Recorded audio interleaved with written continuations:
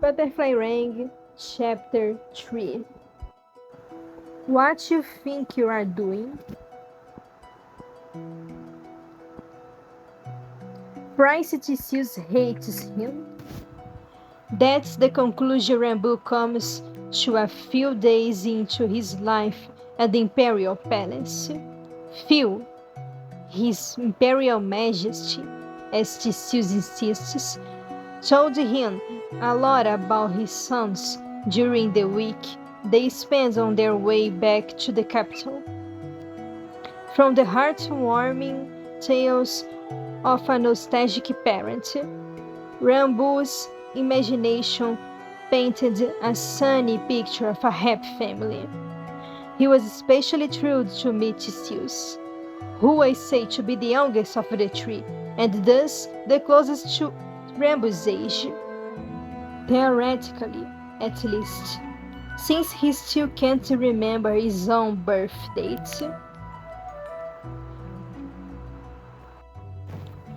Theseus is a bit on the hard-working side, Phil had warned him, and might be, let's say, quite a handful at times. Rambo was too optimistic at the time to pay proper attention to the Emperor's words. Even the sore expression on the face of a knight who accidentally overheard their conversation couldn't discourage him enough. Rambo likes Phil, and if Theseus was anything like his father, he was sure that they would get along great. Here's the deal, however. Theseus is nothing like Phil. When the Emperor smiles, his eyes are warm summer sky, but the Crown Prince's stare is always a cold northern ocean. Rambo tries to get on Theseus' good side, he really does, but no matter how much effort he puts, the Crown Prince doesn't see him as anything more than dirt stuck under his nails. In the end, Rambo drops all his attempts to get Theseus to like him. In his memory book, he writes down the Crown Prince's name, along with the words of emotionless and cruel. Rambo is sure that he's not going to forget Theseus' treatment either way, so it's more of an act of resentment than anything else. There is one good deed that the Crown Prince had done for him, however, even if it wasn't entirely reposeful. Ever since Theseus had shown him the way to the library, Rambo couldn't stop thinking about the endless rows of books in thick leather covers.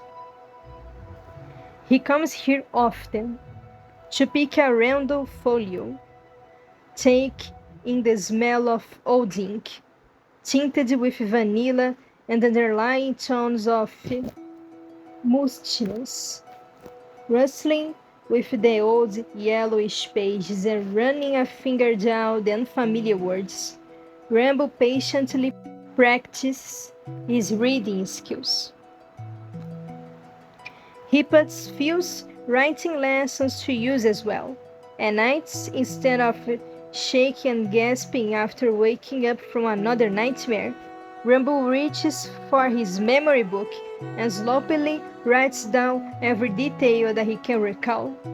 The smell of salt and sweat, suffocating dark space, monotonous sway of the words around him as he struggles to swallow down the lump in his throat.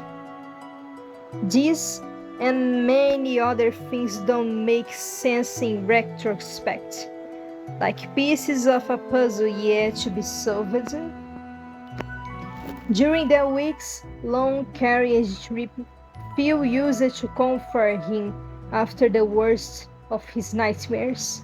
Apologies spilling from Rambo's mouth faster than they registered in his mind, and the thundering beat of his own heartbeat Both slow down with the Emperor's reassuring words and careful touch.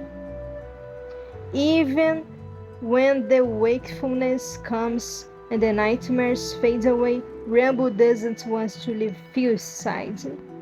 The palace has its own rules, unfortunately. Here, Phil is almost always busy and can't free more than a few hours of his time for him.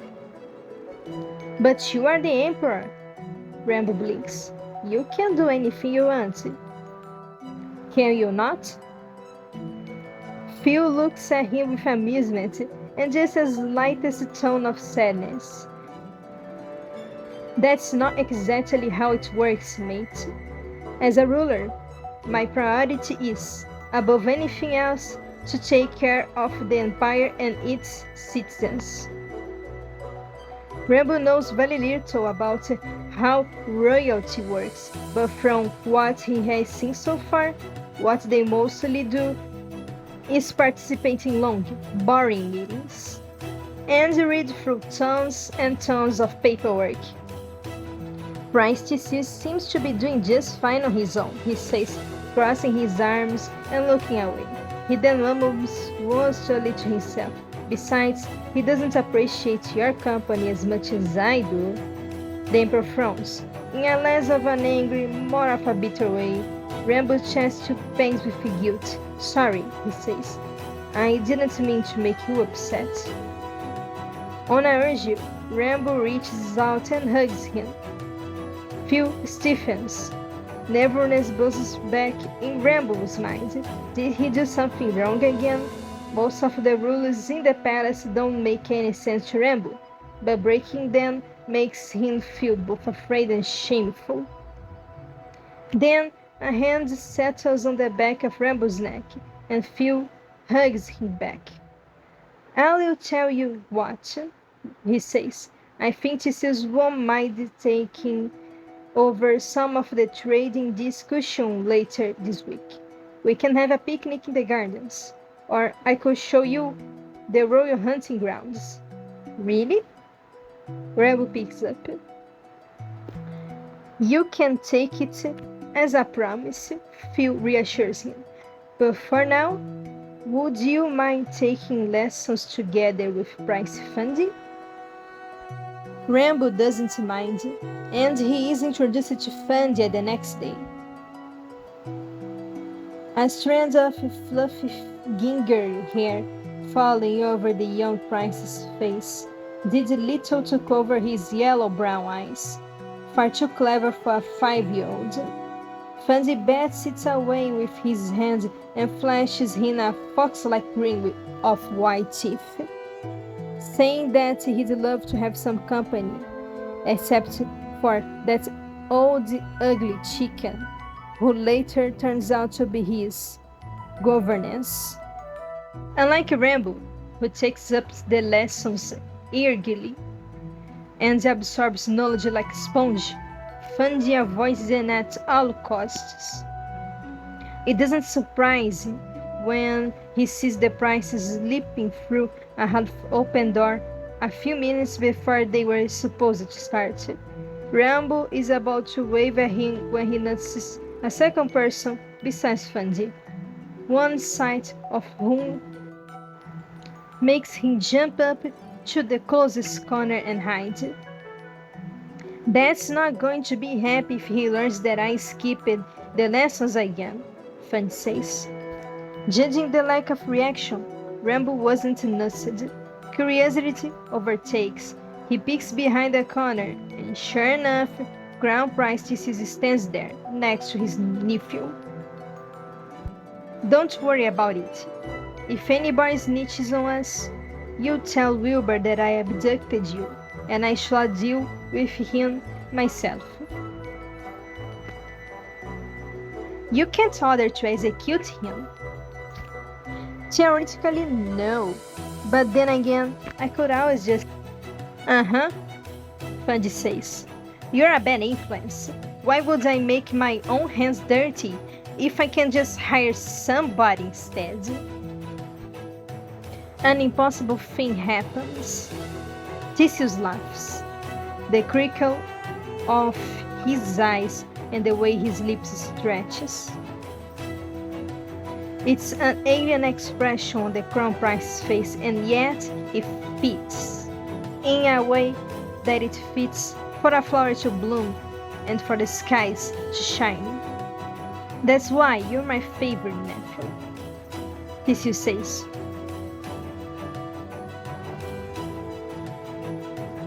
Fundy looks unimpressed. I'm your only nephew. They continue to joke around, Theseus taking the young prince's hands and walking to the opposite side of where Rambo hides. He only blinks confusedly as the two disappear down the far corridor. Later that day, is in his room, preparing for sleep. He walks out to the balcony for some fresh air when he sees Theseus and Fundy sitting under a weeping willow. The Crown Prince has a book on his lap. He looks different, relaxed, his shoulders hunched comfortably, as opposed to his usual too straight stance that makes Rambo's back hurt just by looking at it. Fundy leans on his shoulder sleepily, and once Theseus notices, he puts the book aside and closes it. Come on, he says. Let's get you to bed. I don't want to sleep, Fundy mumbles, his words interrupted by a wild yawn.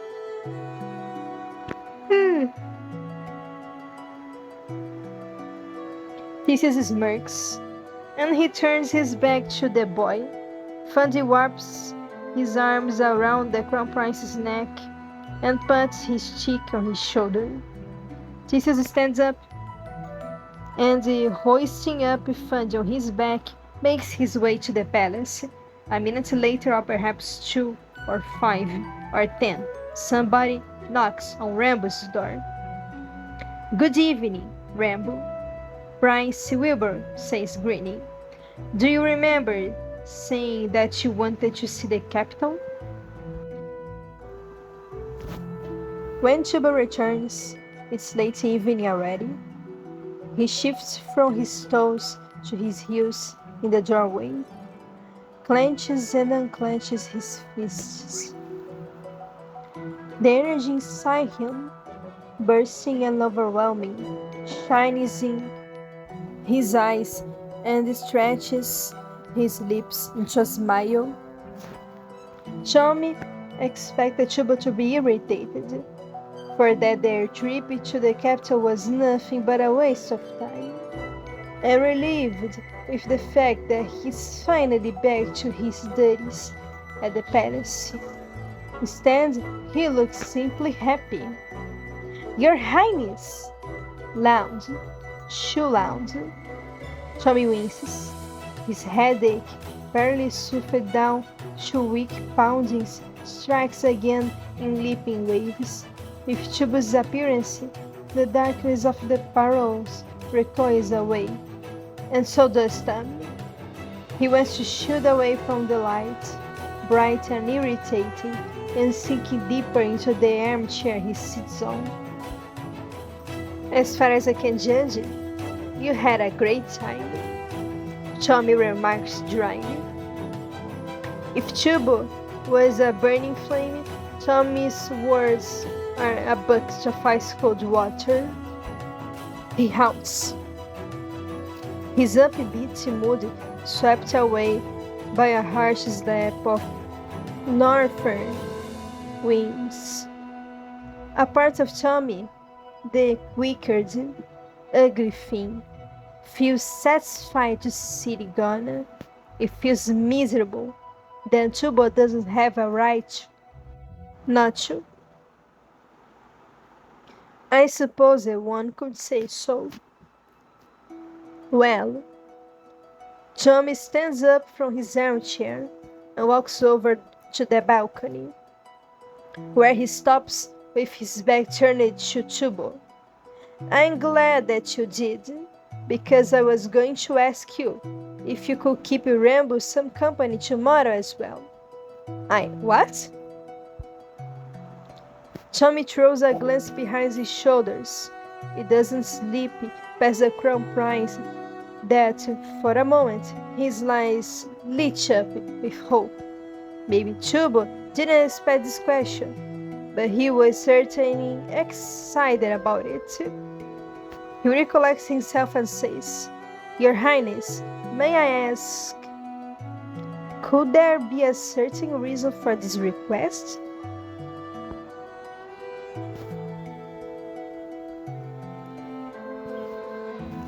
For a moment, Tommy is silent.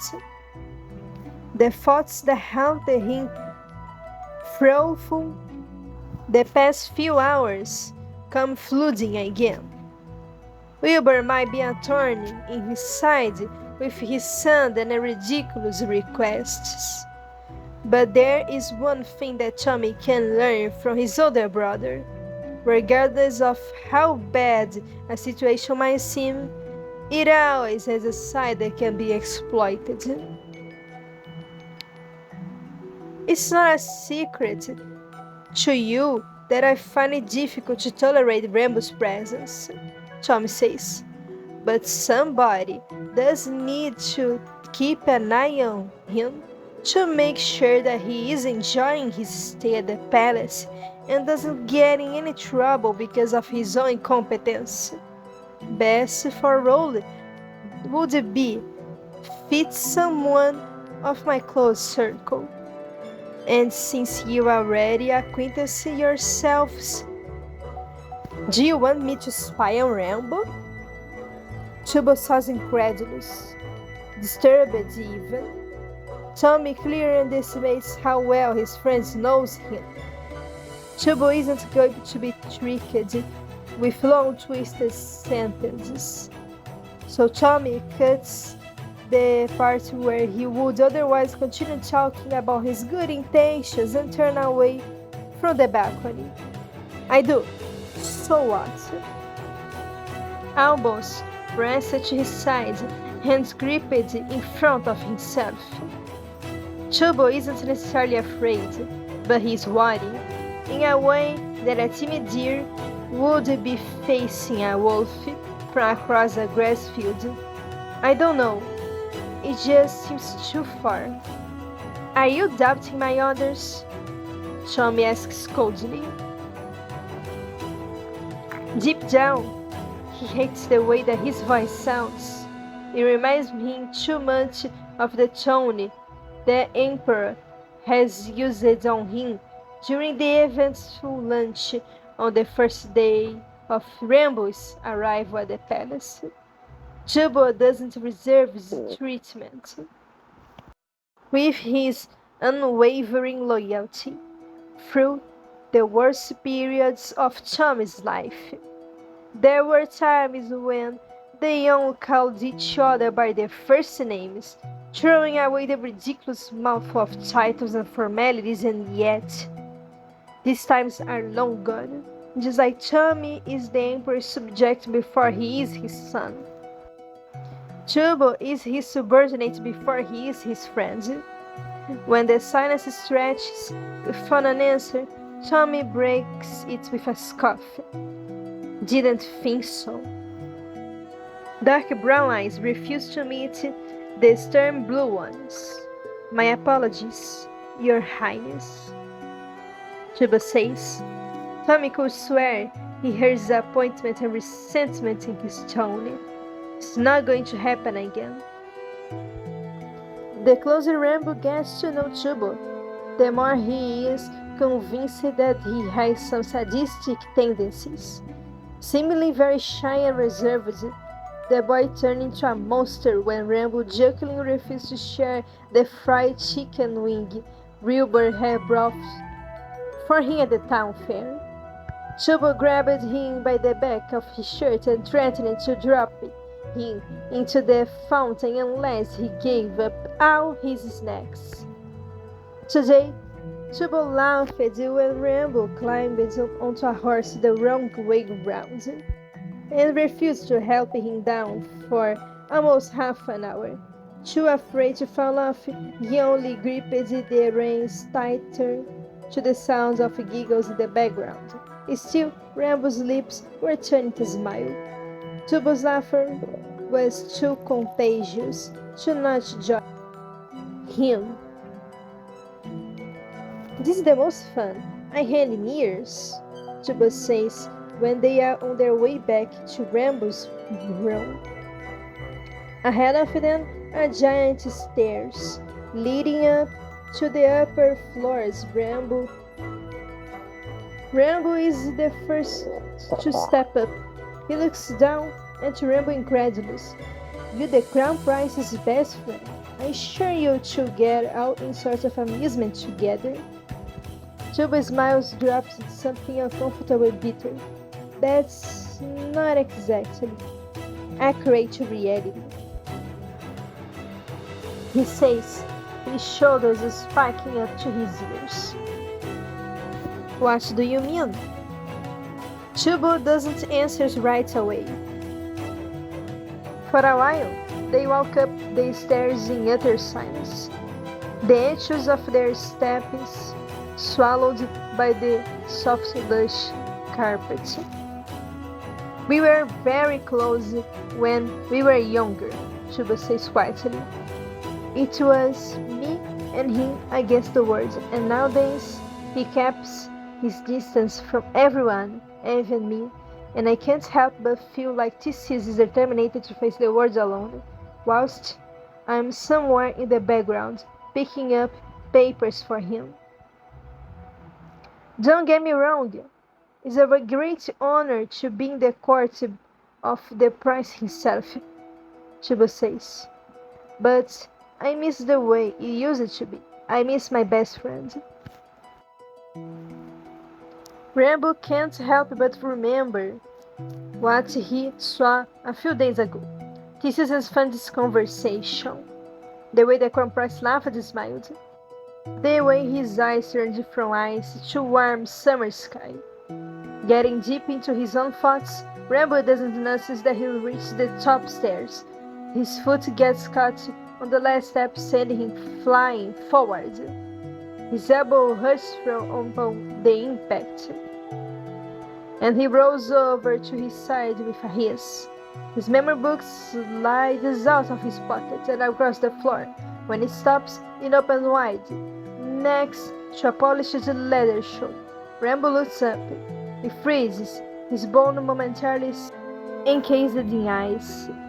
As Theseus looms over him with his hands behind his back, it's late in the evening, and the lanterns lead alongside the closest wall through a dark, flickering shadow over the prince's face. Only now does Rambo realize that Theseus is not alone. A small group of men and women, dressed in a way that screams of wealth and status, are whispering to each other, their voices merging into buzzing background noise. Rambo knows that he has become the topic of rumors inside of the palace. Phil has said that it's just harmless curiosity, and that the nobles will get used to his presence soon enough. It doesn't feel like curiosity when they look down at Rambo with disdainful, mocking expressions. "Peasant," he picks out someone saying. "Street rat."